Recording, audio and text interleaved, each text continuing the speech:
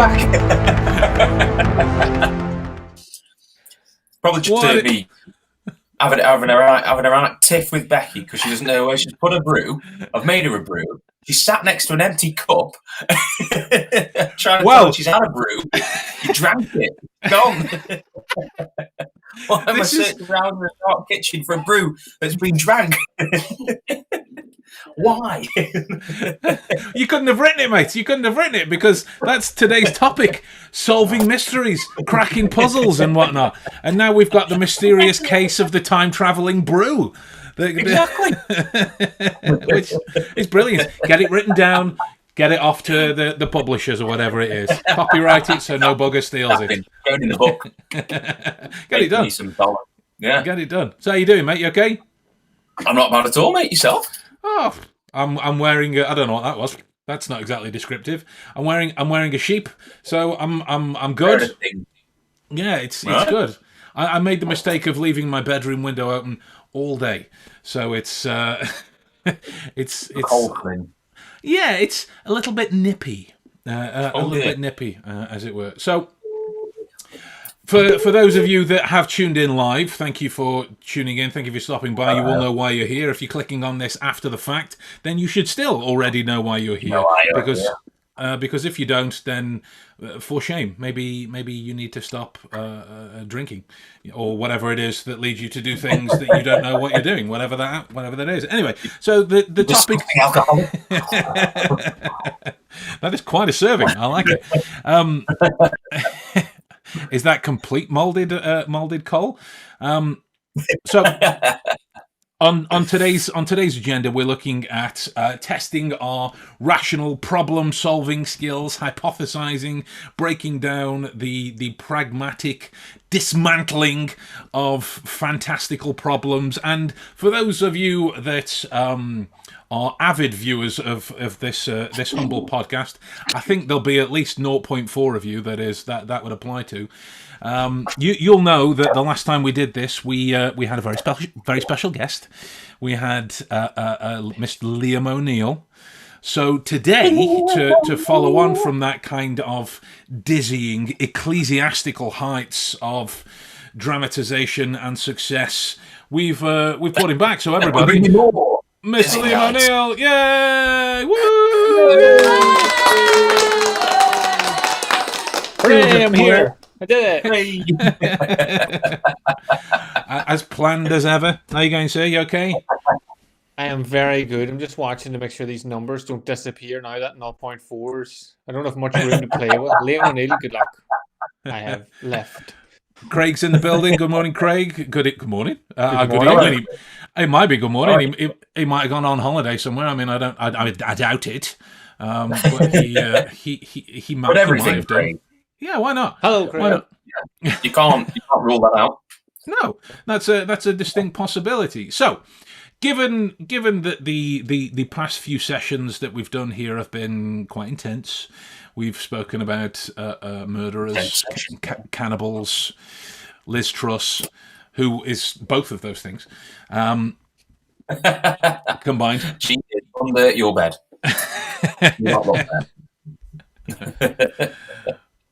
Craig says, "Hey Liam, hope you're well, buddy." I am super well. Super well. Super well. Wasn't that a song? Oh no, it was Super Freak, wasn't it? Super Freak, Super Freak, Super Freaky.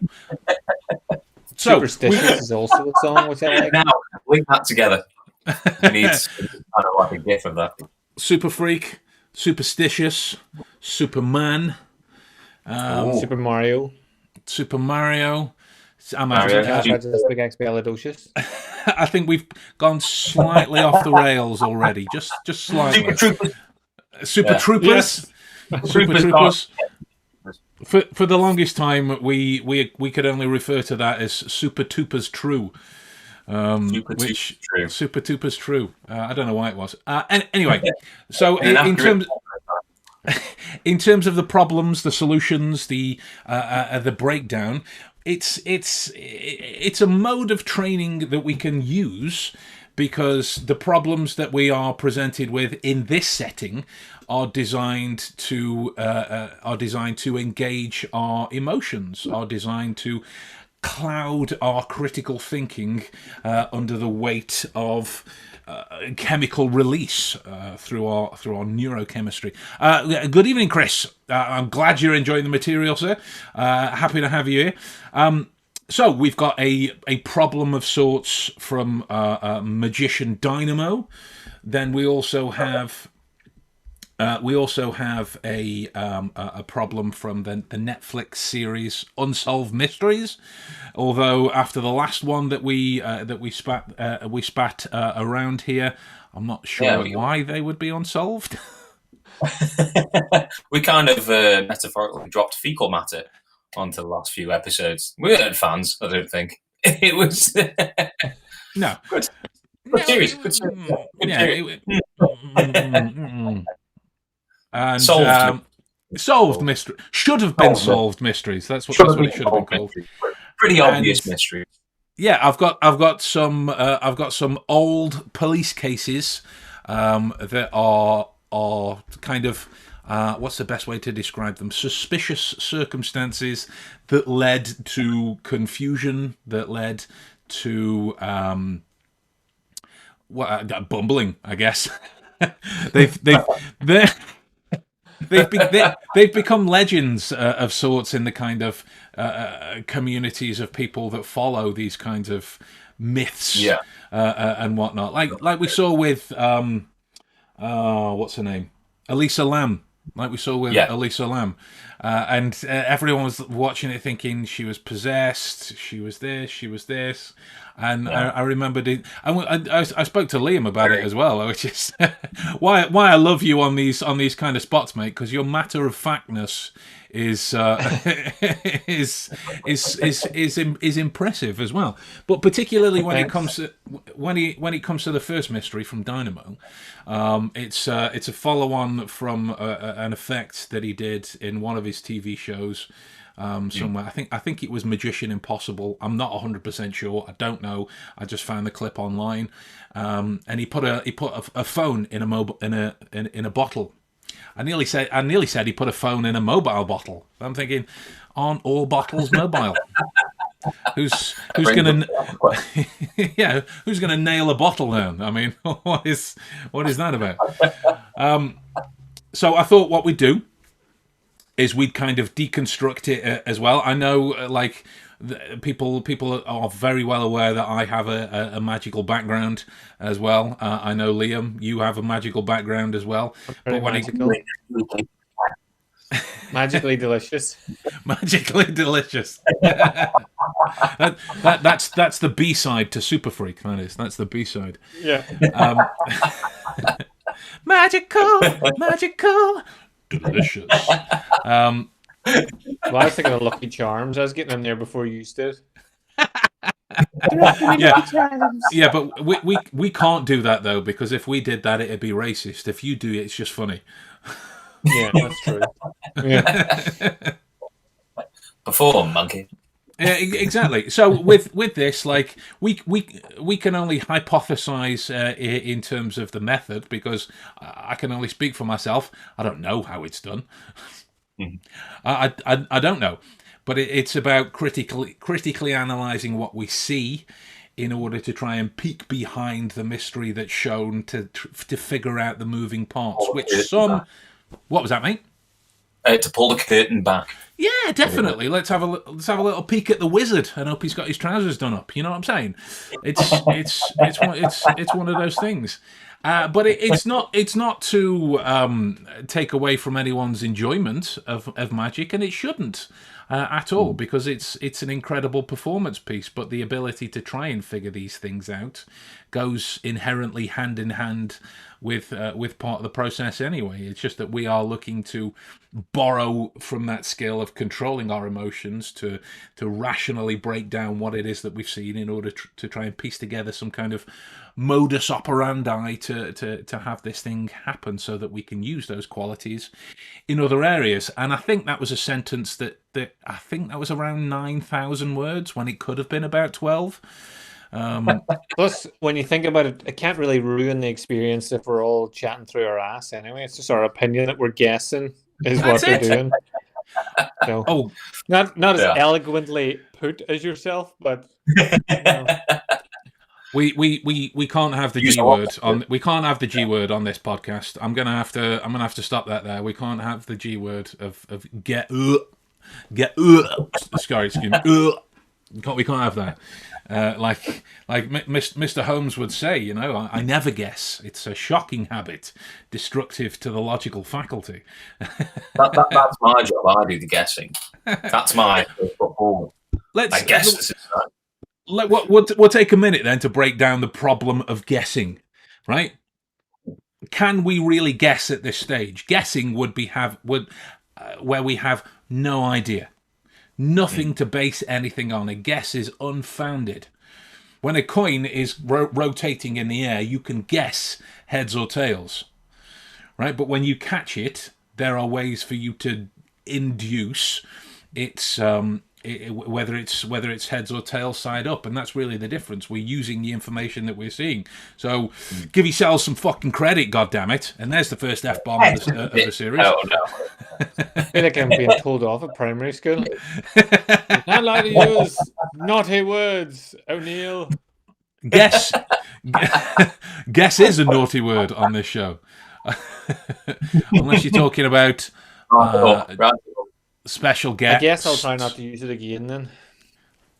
I mean, he's been quite kind to you. When I ever use it, he puts me in the corner and I have to wear a cone on my head for the rest of the podcast. That's how it's done.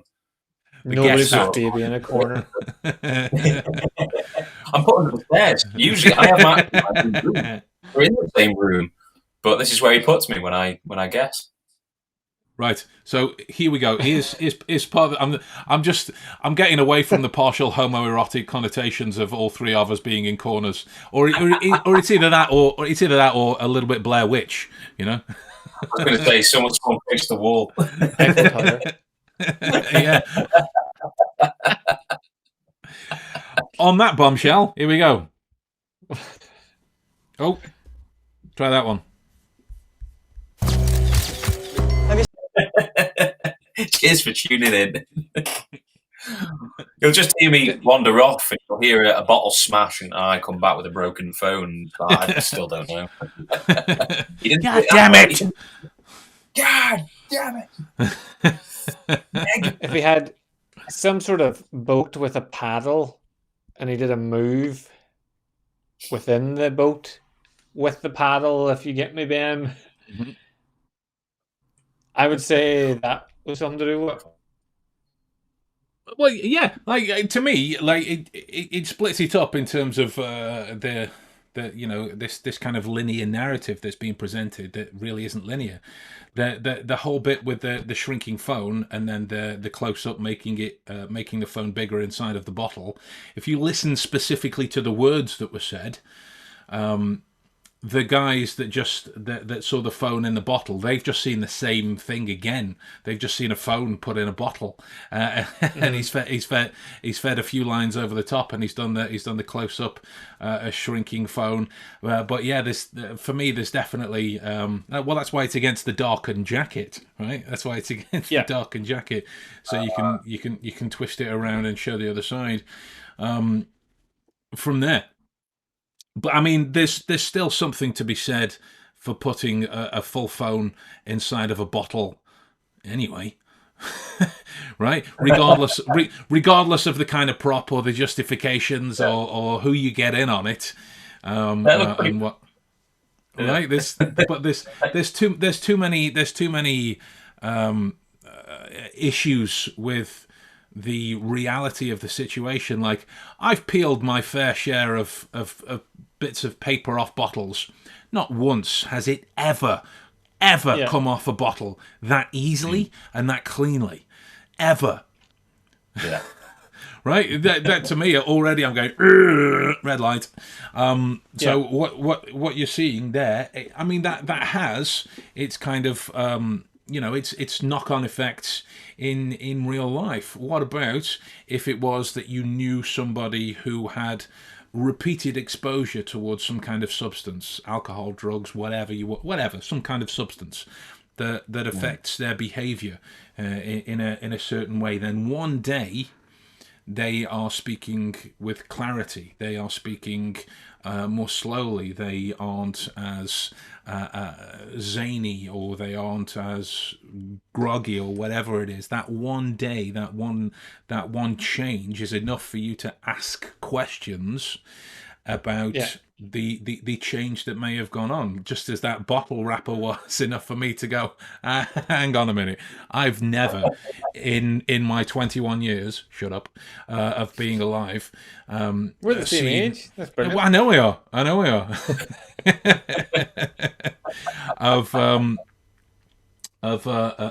has ever seen that. But let me show you this. Actually, I've got a similar thing that was sent to me a while back. What's he bringing in? Oh, no, it's right. It was just a plastic cast of my junk. So this was made by a magician acquaintance. Well, it was a friend at the time. I mean, we've not spoken in a while. I wouldn't ignore him in the streets. I'm just not exactly sure what the common sort of social parlance is for that kind of situation. Anyway, he's a lovely bloke. Yes, and he's a great magician. He used to work for Alakazam Magic. And when I released my first PDFs with them, he sent me this. Now, what this is where is it? Oh, so it's this way. So it's a sealed deck of cards inside a glass bottle, and it's sealed. Like there's the little sticker over the flap, and it's all in cellophane and whatnot. It's all sealed up the entire way around, and it's in the bottle. The bottle's corked and whatnot, and it's all wrapped around. So that's enough for me to know that stuff like these impossible objects are possible. Right? Mm-hmm. Just because we can't conceive of the modus operandi for getting them in there does not mean that these types of props can't be created by somebody. That's not to say that the phone inside is a real phone. as well, you know, these kind of things can work. Craig says, given the guy emptied the last part of his drink, why are their bottles never bloody full? Anyway, it appeared the bottle used was bone dry, so another thing to add to the very peelable wrapper. Absolutely, and posolutely. So yeah, that's problem number one under wraps. Do you remember in Karate Kid whenever Mr. Miyagi broke the bottles off the car? Yeah. He did like a... Yeah. So the way in which them bottles were created would mean that in person you could potentially borrow someone's phone, time delay, and get it in what would look like a solid bottle and hand it out in like, so it could be done. That bit could be done with science. But just on a side note, what I really like that you're pointing out to people, because people always say to me, I could never work out how that magic trick's done, and you're like, yes, because you're thinking as a magician when you're not one. Just think as a normal person, what was fucking weird about what that guy just... Is he standing weird? Is his bottle clean when it shoot? Like, look at the stuff you understand first, and then break it down from there. I'm not saying people that just want to be texted, I know how you did that. I mean, people that like are into your sort of way of thinking and want to be more, have more awareness and stuff. But adding that wee bit of awareness of, oh, well, I understand bottles. I don't know magic, but I know bottles, and no matter how sexually frustrated I am, it never peels off clean. It's always scoved. So, and that's the thing. Despite our backgrounds and our magical knowledge, I think that none of that was used. Well, maybe a little bit in terms of the against the dark T-shirt, but that's kind of become something that's in the public forum anyway, so you can deal with those things that you that you are aware of that exist in reality. You don't have to try and think it would be like asking a neuroscientist to come in and fix the circulatory system just because they're both doctors. Deal with what you can do first in your own place. Oh, Liam, check this out. Yeah, I was there. I saw it. That's the skills of the vagabond. I mean, that's an interesting dynamic. Like when you mention these kind of physical problems, when Liam presents them so cavalierly, it was like, I'm gonna put a chopstick against your throat, and then I'm gonna punch you in the throat, and you're gonna be okay. The chopstick's gonna break. You're not gonna die. Not only will you be okay, you'll be better. You'll be strong. Like, it'll empower you or whatever. But it's the kind of thing after, like, the first time you do it, like, that was ace. I feel great. And that, like, Liam was mentioning, you can do it in your solar plexus, you can do it in parts of your groin as well. It'll be the same thing. So I picked up a chopstick, I put it in, and I was trying to ask one of the other guys, kick me, see if that works, kick me. And he was kind of hesitant and whatnot. And before I'd actually said Liam to ask Liam, I got to bang. Thanks, mate. That's great. That was my favorite part. The best bit was because I was trying to calmly explain to the other guy why he wouldn't get hurt. Yeah. And in the middle of that explanation, I spun around and kicked you. And then just came back to the conversation. No messing. The guy's like, no messing. It was like it was planned. Yeah. For a minute, I thought you meant like that wasn't even part of it. For just some random reason during explaining the effect, you decided to roundhouse Ben. I mean, that's not out of the remit of possibility, is it? To be fair, let's face it. I think the second one we did, we greeted each other by kicking each other in the bollocks. Yeah. Best bar fights ever. Wait, just because this is live and in public, if anyone tries to greet me like that I don't fucking know, they will definitely 100% regret it. Just because I've had it. Can I try to kick you in the balls? Yeah, there's also another Lucky Charms joke in there as well, but I won't say it. I won't say it. But again, that's another thing in terms of your understanding of the physical self. You can phrase these things in such a way that they seem quite mysterious, but if you understand physicality, and I think, and please correct me if I'm wrong, that I can say that without sort of hinting at the strenuous training methods or the carrying of buckets of water up mountainsides that you have to do, that these types of things become much more understandable in terms of what you are capable of doing with your body. Like, I remember walking around a corner and just seeing Liam just calmly smashing bricks. Yeah, you weren't supposed to see that at the time. I remember once a master getting kicked repeatedly in the groin and then saying to anyone, if you think he had claimed he could suck his balls back up, and was like, if you don't believe me, come and test it. And obviously the whole audience was like, we'll believe you. And I was like, I'll fucking give me a go. I ended up in fair play. Then we had no balls. I don't know if they ever came back, but in that moment, it was literally just wang, no balls to go with it. It was nothing but a smooth paste. So I don't know if they came back. I didn't check them later in the day, but in that moment, so some people are capable of more. Some people are capable of kicking you in the balls that hard. He can make them virtually disappear. Yeah. There's a guy in Vegas that does it now. You guys keep talking. My sound might go a little bit funny for a moment. Just talk amongst yourselves. Talk of balls. He's like, I just need to get off camera for a little moment here and just checking to see. We're in charge. You're in charge, right? Oh, so got it. Give us a mystery. We're now taking over. He's gone. Welcome to the Liam O Neill podcast. He's the new Ben. I am the new Ben. I need to talk very articulately. No, he's back. Can you bring me out like a lumberjack? I'm a lumberjack. I'm a lumberjack. Go ahead.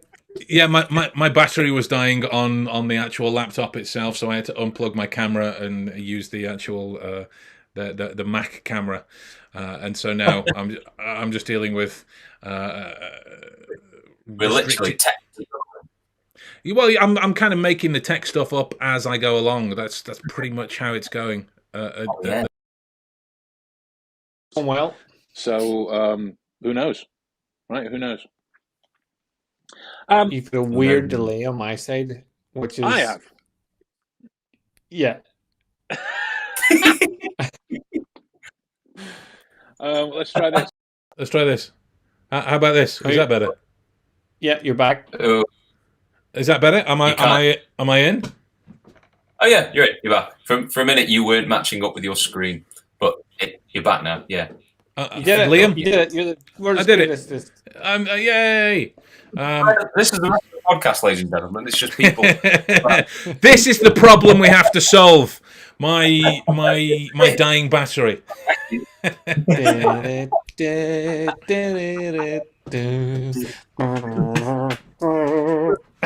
Time to finish, love. Anyway, right. So the next one I anyone have joins this at any point and not direct at the start, they're not going to know what's happening. Why is there another bald guy, and why is Ben stripping? What's happening? just think about it though. Like if I kind of roll this down and then you put your t-shirt on, we could be stunt doubles. Dude, I did shave earlier, so that could be an inconvenience. But oh no, my glasses aren't real; they're blue light glasses. Are yours? Did you real? just say your glasses aren't real? Yeah, they're blue light glasses, so they're not real glasses. They're not old people glasses like you're wearing. These are. Just because I was coming on this is like I must look smarter. So, right. So next mystery, let's right? go. Comes from the new season of Unsolved Mysteries on Netflix, and it's the mysterious case of Jim Barrier. It's the one that's known as Death in a Motel. Okay. So this, where are we? So it looks into the case of Buffalo Jim Barrier, a local celebrity in Las Vegas, a wrestling school owner, and an auto mechanic whose 2008 death was ruled as an accident. That strikes me as solved already. Yeah. Kind of.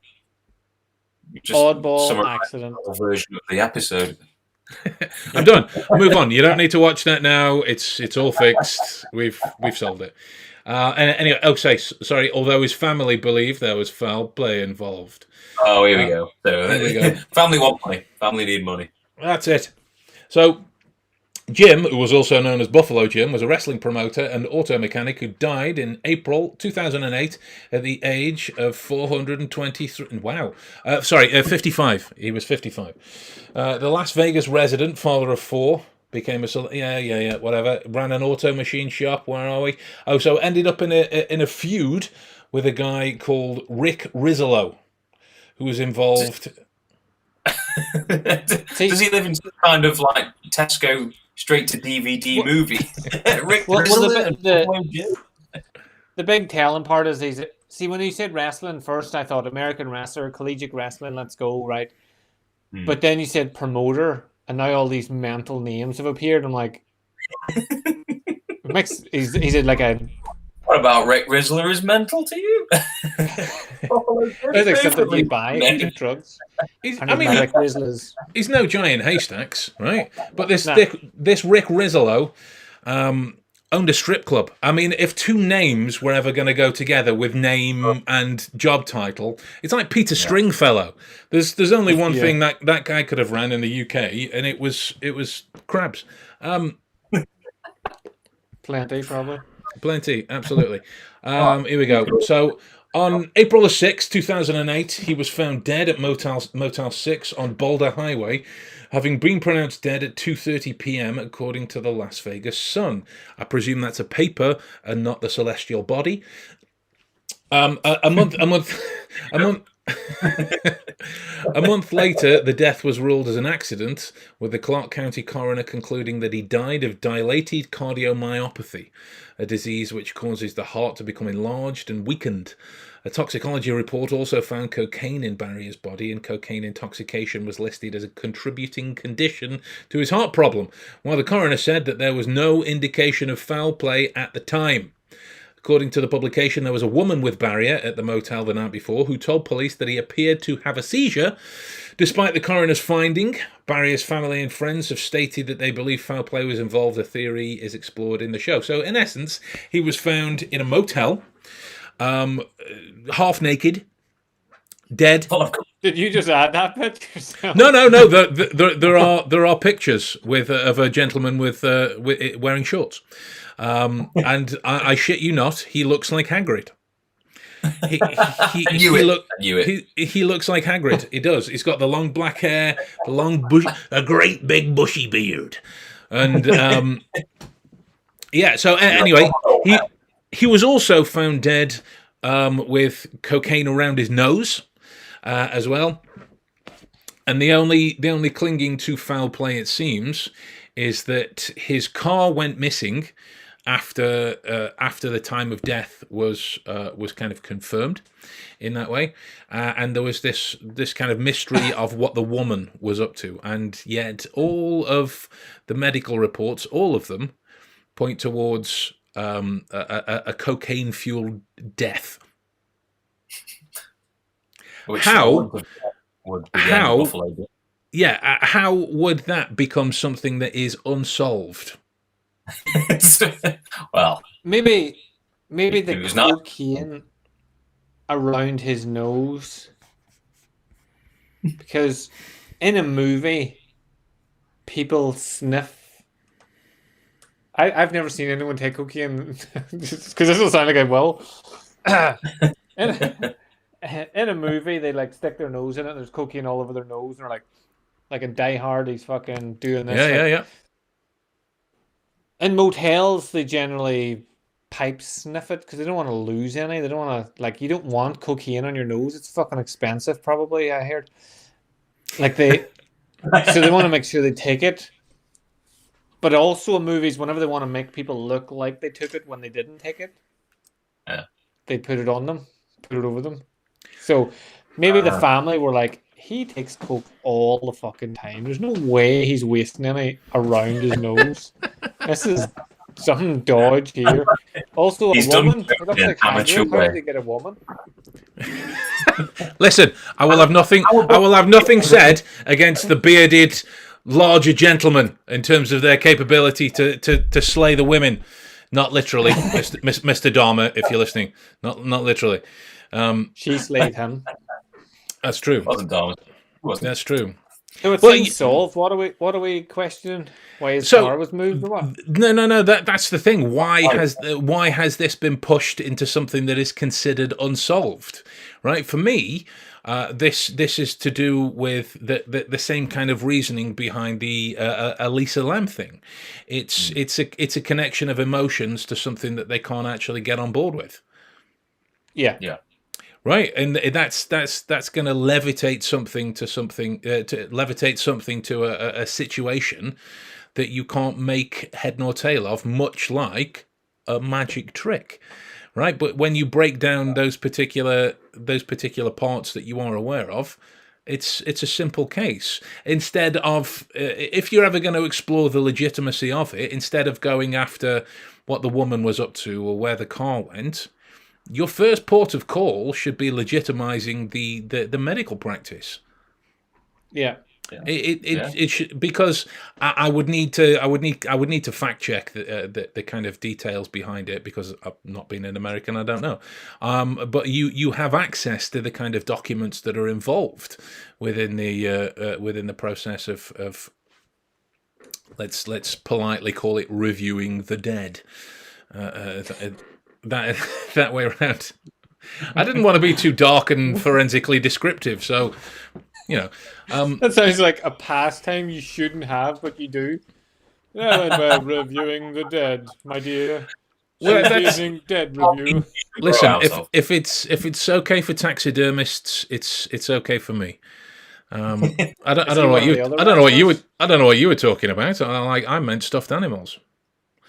But yeah, that's the nature of it. And the more we watch these kind of unsolved mysteries, the more it becomes apparent that the only, I say the only sparingly because I've not watched them all, so I don't know. I've never watched any. What? The ones predominantly that I've seen seem to have been levitated towards a status of, kind of seeing a ghost or seeing a UFO, when the reality is something that they've acknowledged and their emotions haven't allowed it to be kind of ratified. As a result, from there, it's not something that I can't believe Jim's dead. Something must have happened. It must have been foul play. Okay, if you're going to force feed a man of that size cocaine, like it's going to be a lot of cocaine. Yeah, it's going to be a lot of cocaine, and you're going to need more than one woman. Unless the woman in question was like an Amazon woman, China. Like it was Wonder Woman. Oh yeah, China. Isn't she still doing porn though? She's too busy to be doing that kind of thing. I hope not. She's been dead about 2 years or something. So. Well, shows what I know. She was the original She-Hulk. Probably. My question is, where did the Bobby Dazzler dude come into? Why were they like, by the way, he hated Bobby, the wrestler? So the intimation being that there was foul play as a result, and they're trying to connect it to this feud that he had, because the Ricky Rosala, whatever his name was, he gone out of prison a couple of days before Mr. Barry had died. So that's like when Liz Truss met the Queen.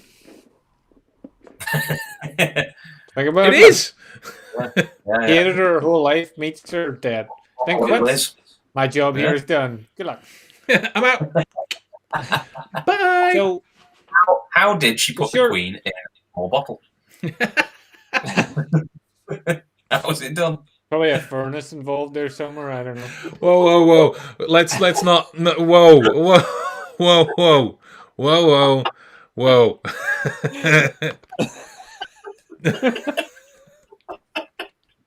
You can get away with that being Irish, right?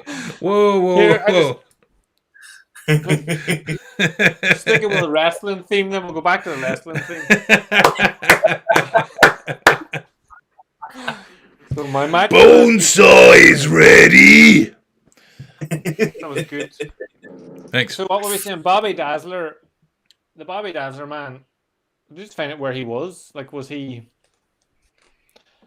But again, right? It's simple. There are more than enough things for you to chase down to legitimize the effect of the case itself. But there are some of the theories here. So the four daughters of Buffalo Jim Barrier have publicly said that they believe that their father was murdered.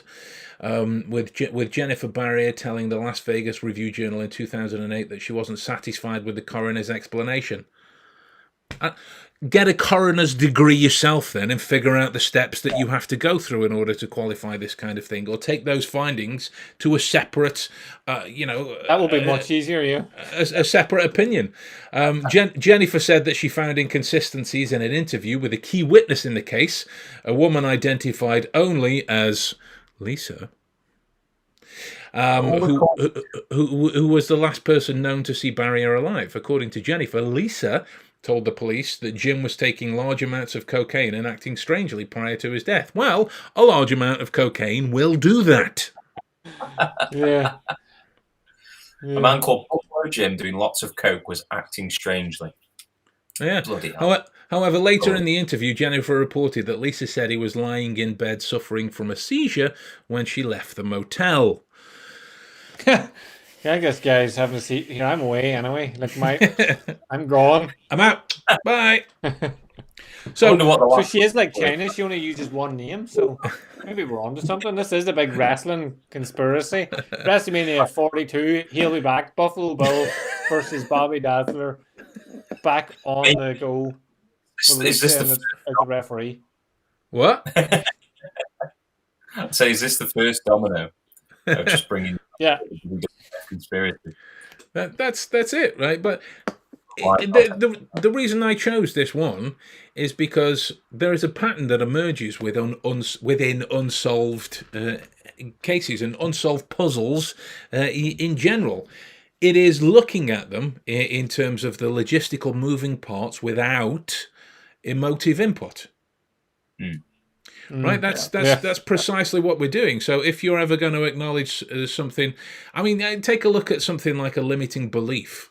Like if you, I'll never weigh that less, or I'll never pick up that weight, or I'll never learn that language, or whatever it is, something like that.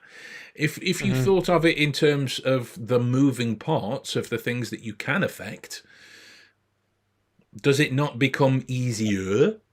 Not easy, but easier. As a result, once you acknowledge those things that you can do and you can change, so you can understand it a little bit more. So this monolithic thing that you'll never achieve is actually comprised of these little moving elements that I'll just tick off one at a time and then done. That was very Genie from Aladdin you did there. The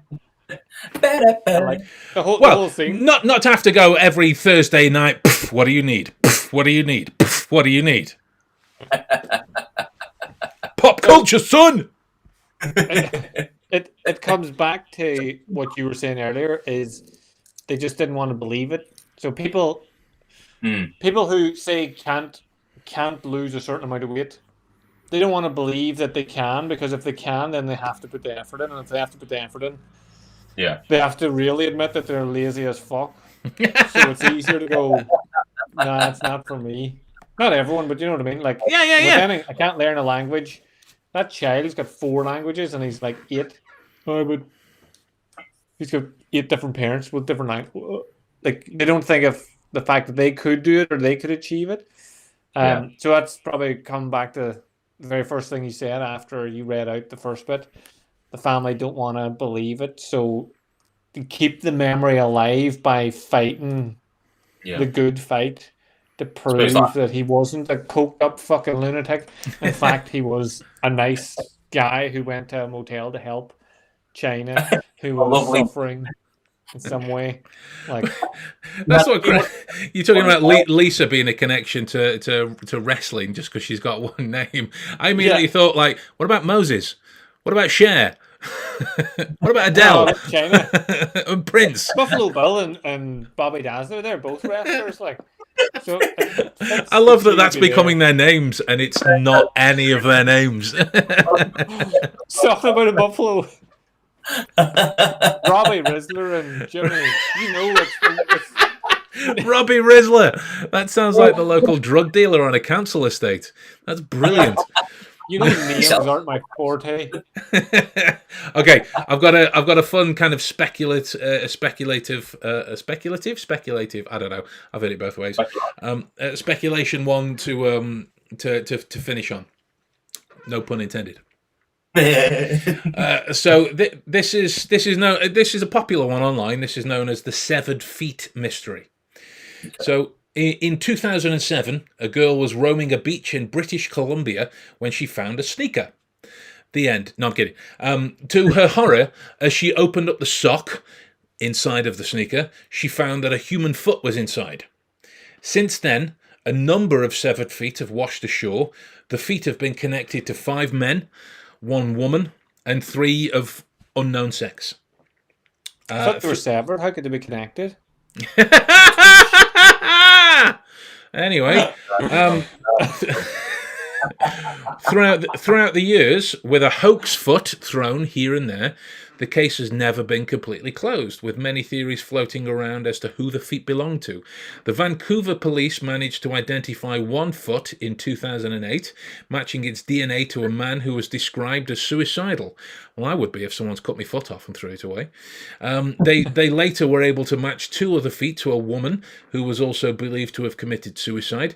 Because of these findings, many speculate that the feet belong to those who jumped off a bridge to their deaths. However, because of the rarity of only feet and no other body parts ever showing up, some believe that the feet were connected to a plane crash by a nearby island. Others suggest they were those of the victims of the Asian tsunami in 2004, since the make of the shoes were all manufactured before 2004. Whatever sources these feet are coming from, they have left the world baffled for years. Blimey. There's trouble. Even if it was a tsunami, why would we First think... of all, the tsunami was in Japan. Yeah. Why would you think that's the feet would survive, but the rest of the body... Yeah, that would go somewhere else. Surely, aye. Jim had it. So my first question about this, right, is if you've got a mystery that with more and more people piling up, the immediate connection is you want to know who the feet belong to, right? Yeah. Yeah. My first thought would be, how were the feet separated? What was the cut like? That's the thing, because that's an entire branch of forensics right there. There is an entire branch of forensic physicians that specialize in analyzing specific knife wounds, specific stabbing wounds, and then there's the specific cutting and the specific trauma of pressure to cause separations. Right? There's many people that you consult on these types of things. That would give you an area to look for. No? Yeah. Oh yeah. Were the laces knotted? Meaning they were so difficult to get off that these suicidal people were like, fuck this, and just cut their foot off and threw it away. They did what they did, I think. I mean, either that or John Kramer's come up and gone, I want to play a game. Yeah. With just your foot. Yeah, he's just playing a really sick version of hopscotch. They throw the feet instead of a stone. I suppose to look at, obviously, like you were saying, how the feet have become separated.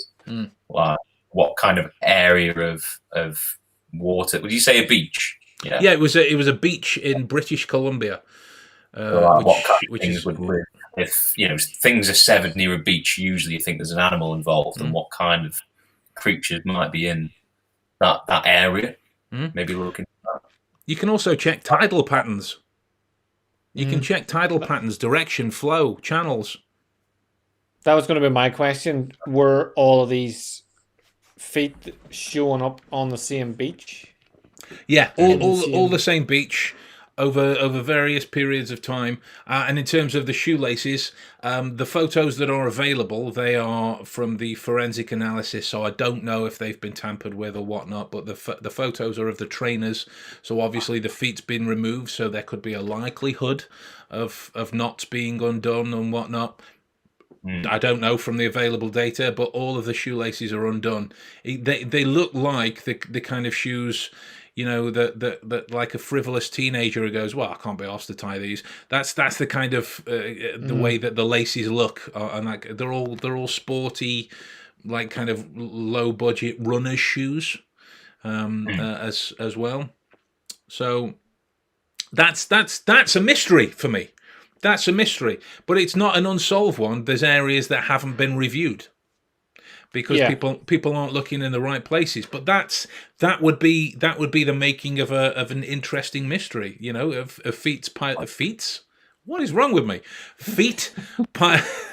Feet. I'm going to stop doing cocaine. I tell you. It's no good for you. It's no good for you.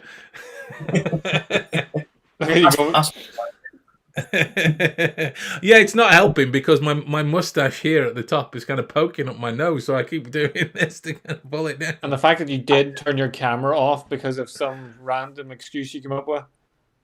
This mystery is being solved rapidly. I have to go and talk to my friend Charles. Xavier. I like that Adam got the drug joke. Liam went straight to superheroes. Talk to my friend Coco. Oh shit! God damn it! So there we are. There we are, then, guys. We're going to bring this back as a regular thing that we can start to kind of look into and sharpen our critical analysis. Oh, sorry, I've missed some of the comments from you, Craig. I apologise. Here we go. The shoes will keep the feet intact, decomposing slower, and washing up in the same place. What about tidal patterns in that region? Absolutely. There you go. You mentioned that as well. So yeah, this is going to be something that we're gonna bring back as a regular affair to try and sharpen our reasoning skills with some fantastical problems that we can hopefully put to bed. Again, no pun intended. So far, so good. Yay! The Mentalist. Was there a mentalist? That's me. Oh no. So I got together a clip to illustrate the kind of pitfalls of trying to critically think in the face of glaring emotions. So I mean, I'll put the clip on. I might have to edit it out when it goes out for the sake of copyright laws and whatnot. But hang on.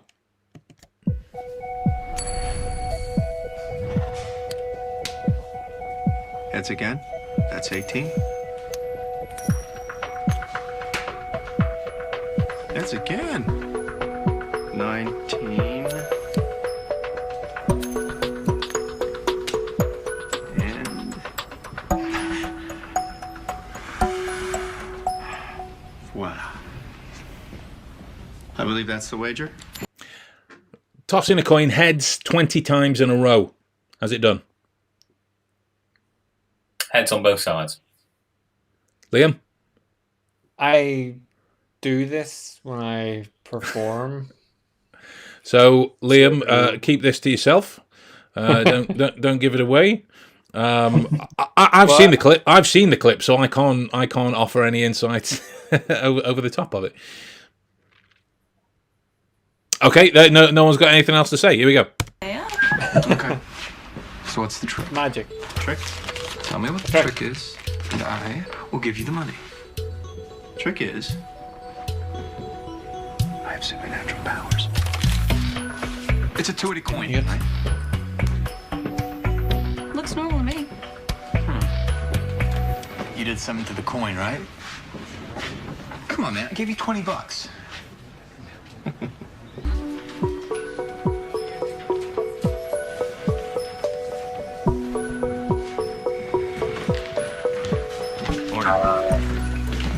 Does that look funny to you? Like thicker? Why? I'm thinking Jane weighted it on one side so that it always lands heads. Except when I flip it, it doesn't always land heads. It comes up tails half the time. Maybe there's a technique of tossing it. You're not getting enough sex from Ben Pelt. Hey, shh. We don't talk about that. Kimball. Hey, well, they look good. Lighted on air. Why'd you call him? Oh, you're an unreliable partner. Nearly got shot. Look, if David was selling, he was using. If he was using, he could have screwed up with KS 1,000 ways. Son wasn't using. His tox screen came back clean. Just got the report, no drugs. See? They're talking about I think KS killed him for another reason. Too complicated. Wait for it. Occam's razor says, the simplest solution to a problem is usually the correct one, right? Right. Right. So if I flip a coin and I get heads 20 times in a row, yes, I could have rigged the coin. But if the simple answer is the right one, 2 coins. A 2-headed version to flip, and a real coin to show you, my friend. I knew it. What's that got to do with David? David bought $5,000 worth of cocaine he didn't sell and he wasn't using. Think simple. Who got the drugs? Billy Bob. There you go. It's asking yourself the right questions. Occam's razor is situationally applicable. It's not applicable to all, because when we're dealing with matters of human behaviour, the simplest answer doesn't have to be the one that happens as well. When you're dealing with mechanicry and problems, yeah, it's more applicable. But the reason I got that clip there is because Rigsby actually got the right answer at first. So two-headed coin. Through the other one, oh, fresh wave of emotions. What the fuck is going on? He doesn't come back to this. He can't connect those two because he's become infused with rage and, I don't know, sexual tension, sexual frustration rather, because apparently, according to Cho, he's not getting enough sex from Van Pelt. We don't talk about that. We don't talk about that. No. I like that Cho was in Rambo, if that's any good. That helped solve the case. It was, yeah. And also No Se Hablo and Bruno. Bruno Mars. No, we don't talk about Bruno. We don't. It's not something... I don't know why I brought that up, to be honest. I don't know why. But yeah, that's the reason I put that clip in. It's to illustrate the pitfalls that can be faced that can be faced during trying to think clearly. Just because you've been presented with a new element of information doesn't mean that you have to pick apart everything that you know and reevaluate. You can factor it in. It's about the pursuit. Just because one foot has watched up on a beach, what the fuck's happened? There's nobody else there. And another one's gone, well, this is some sort of alien government conspiracy of tsunami level No, it just means there's another foot. It means that it just means that whatever's happening is repeated. It shouldn't take your eye off the ball. And whatnot. So the more that you tackle problems in this way, the more that you would be prepared for when you face them in everyday situations, like learning a language, like trying to lose weight, like, I don't know, trying to get another job, or what, I don't know. I'm trying to think of everyday things that humans do. So yeah, with that in mind, guys, we're gonna love you and leave you, because let's face it, my camera's probably gonna go off soon, and this cocaine isn't gonna do itself. So that's actually why I thought you had added the mentalism one, because it was about cocaine as well. It's like, there's a pattern here. Is this an intervention? You did promise me a load of coke then. See this mountain. It was salt. That's my anyway. Right, guys.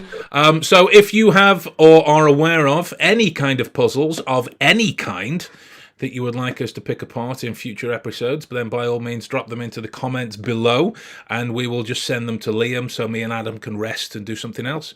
Probably do some more drugs. I don't know. Why not? But with that in mind, take care, and we will see you next time. Bye. Cheers, guys. Bye.